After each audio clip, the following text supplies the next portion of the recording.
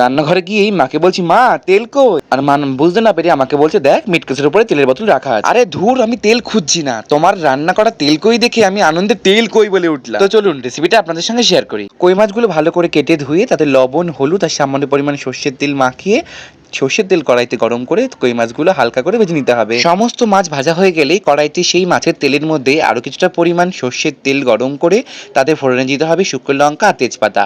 এবারে দিয়ে দিতে হবে মশলা। এই মশলার মধ্যে আছে আদা, রসুন, পেঁয়াজ, শুকনো লঙ্কা বাটা আর পরিমাণ মতো লবণ আর হলুদ দিয়ে মশলাটা ভালো মতো কষিয়ে নিতে হবে। মশলাটা ভালো মতো কষিয়ে এলে উপর থেকে তেল ছেড়ে এলে এর মধ্যে অ্যাড করে দিতে হবে ঝোলের জন্য অল্প গরম জল।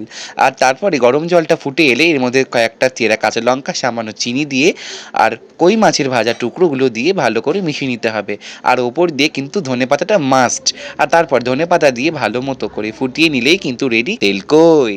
তাহলে কেমন লাগলো রেসিপিটা অবশ্যই কমেন্ট করে জানিও। ভালো লাগলে আমার চ্যানেলটিকে সাবস্ক্রাইব করো। ফিরে আসি অন্য একটি রেসিপি নিয়ে। আজকের মতো টাটা।